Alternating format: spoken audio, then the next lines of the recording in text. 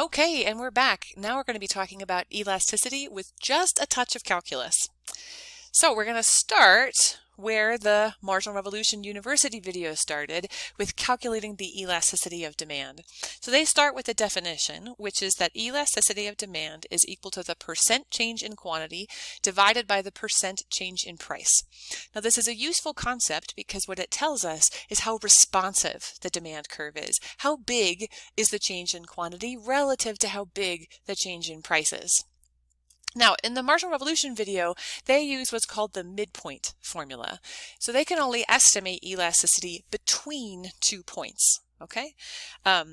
And the reason why they do that is because they don't assume that everyone who watches their videos has been exposed to calculus before. They only assume a working knowledge of algebra. But I know that you know some calculus, which means that we get to go a little bit further. The first thing we get to do is we can calculate elasticity at a specific point. We don't have to look at it between 2 points and look at an average between them. We can look at it at a specific point, like in equilibrium, for example. We might like to know something about that specific point. It also turns out that knowing a little bit of calculus makes it way easier to calculate elasticity than using the midpoint formula, once you get the hang of it. So a little incentive there. Okay, we're going to start with the midpoint formula though, because I think it helps to build the intuition for the calculus. So this is the definition. So we said it was the percent change in quantity divided by the percent change in price. And that's all this is. This is the change in quantity divided by the average quantity, and that gets you the percent change in quantity. And similarly for price, we've got the change in price divided by the average price. That gives you the percent change in price. Okay, I want to rearrange this though, because I think it's going to be easier to see. So the first thing I did is I took the change in quantity demanded, that's in the numerator. All right, we're going to keep that in the numerator. Then we've got the change in price in the numerator of the denominator. So that we just put in the denominator. Next we have average Q in the denominator of the numerator. So if I pull it out as its own separate fraction, it goes in the denominator. And if I've got the average price is in the denominator of the denominator, well, that's like a double negative, and so it goes up into the numerator again. Okay, and the next thing I want to do is pull out, just like they did in the Marginal Revolution videos, the change in quantity, where it is the difference between Q after minus Q before. That's what change means. And the same with change in price, right? It's P after minus P before. Let's look at that on a graph. So we've got 2 points. I'm showing you the before point and the after point. And I'm going to pop in my definition of elasticity. And so the first thing we have here, what is this guy? Well, let's see. The numerator is Q after minus Q before. So it's this distance here. It's the run. And P after minus P before, well, this is P after, and this is P before. So it's this distance here. It's the rise. So I've got the run divided by the rise. Well, I've seen that before, haven't I? That looks an awful lot like a slope, doesn't it? Rise over run over rise, rise over run. Now you're starting to see it. And then we multiply by the average P and Q, so the average P divided by the average Q. And that's what normalizes it and makes it into a percentage change. But the big point that I want you to see is that when I'm looking at elasticity at a specific point now, I can rearrange it in exactly the same way. And so I end up with a formula that's change in Q divided by change in P times P over Q. And when we look at what is that object there, that change in Q over change in P, well, we saw on the graph that it was just run over rise. But I know that the slope of the line is rise over run. So that object there is just the inverse. It's the flip-flop of the slope. It's just 1 over the slope of that line. And tell me, from calculus, what is a slope now? Slopes are just derivatives. Slopes are derivatives. So now I can change that formula, and I can say that middle bit is 1 over the derivative. And here's where I can start to use calculus instead of using algebra. So I'm going to change those triangles, because the triangle means discrete change between 2 points. I'm going to change them into those swirly Ds from the partial differentiation video. Did you watch the partial differentiation video? Go watch the video. I can change it into those swirly D's, and what that now means is an instantaneous rate of change.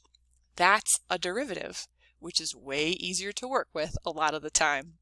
So let's do some practice. So we have a demand function QD is equal to 4,000 minus P, and we have a supply function QS, which is equal to 1,000 plus P. The equilibrium there, trust me, I've done it myself a couple of times. The equilibrium there is Q equals 2,500 and P equals 1,500. What is the elasticity of demand in equilibrium?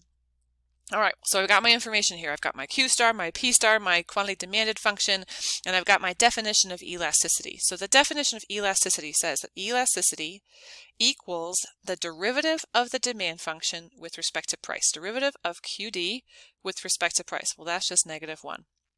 Times P over Q. 1,500 divided by 2,500. Sweet. Okay, so that I'm going to keep my -1, and then I'm going to simplify that fraction. First thing I'm going to do is I've got 2 zeros on top and 2 zeros on bottom, so I'm going to get rid of both of them.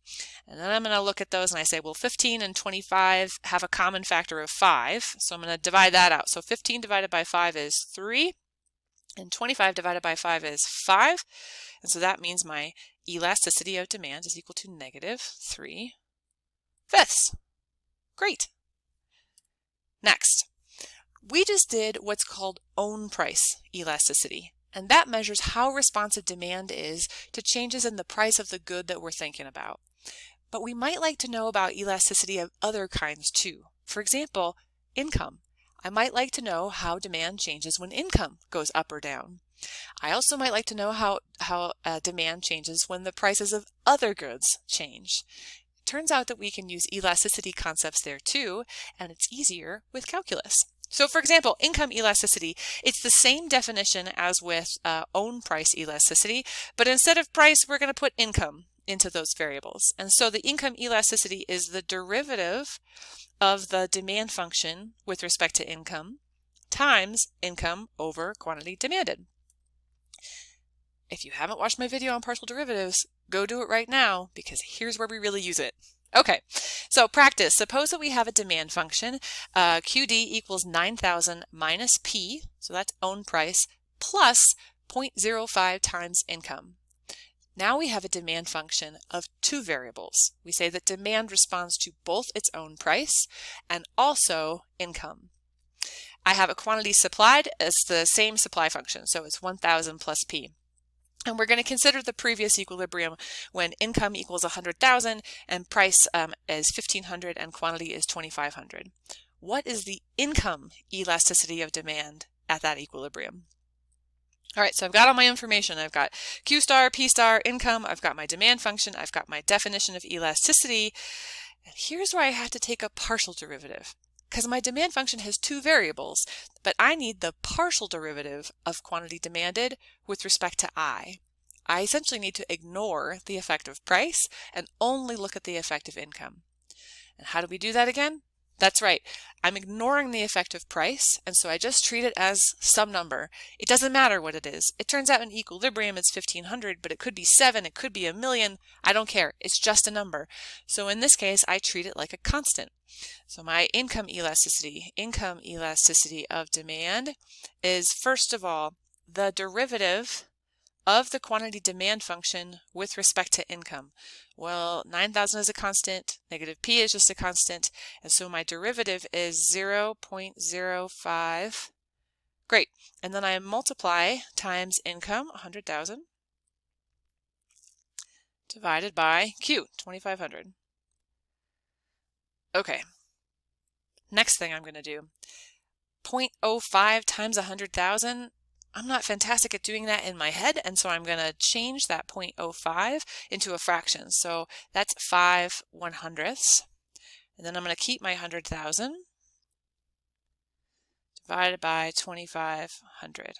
Okay, because now I can just cross off zeros. There are 2 zeros down here, and I can cross off 2 zeros up top. Great. 2 zeros on the bottom. I'm going to cross off 2 zeros up top. And so what do I end up with? I have 50 over 25, which equals 2. So my income elasticity of demand is 2. Now, what the heck does that number mean? Go read the chapter. go read the calculus appendix, and then you will see what that number means in terms of income elasticity. And also make sure to read up about cross-price elasticity too.